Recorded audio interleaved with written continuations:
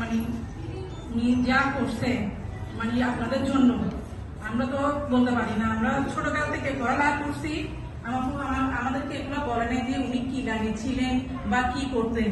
কিন্তু যখন পড়তে যেতাম তখন আমাদেরকে বলতো এইসব বই পড়, এইসব বই পড়লে তোদের জ্ঞান বাড়বে।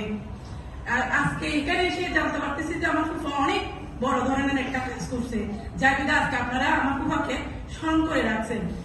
আজীবন যেন ওনাকে স্মরণ করে রাখেন। এটার জন্য আপনাদের পাশে যেহেতু আমার ফুফা এটা করছে ওটা করছে সবার মুখ থেকে শুনতেছে, সবাই মানে ওনার সুনাম করতেছে, কিন্তু উনি অনেক অনেস্ট, মানে খুব মানে একটা ভালো মানুষ ছিলেন, শ্রম দিয়ে সবকিছু করতেন। উনি এমন কোনো কাজ করেন নাই যে কারো ক্ষতি হইতো। তা আপনাদের দিয়ে প্রশ্ন করতেছি যে ওনার একটা ওয়াইফ আছে, ওনার একটা প্রতিবন্ধী ছেলে আছে, দুটা মেয়ে আছে। উনি চলে গেছে, ওনার স্মৃতি যেন আপনারা সারা জীবন ধরে রাখেন, ওনার পরিবারের দিকে যেন একটু তাকাই থাকেন। এইটুকু নিয়ে আমি এখানে শেষ করতেছি। আসসালামু আলাইকুম।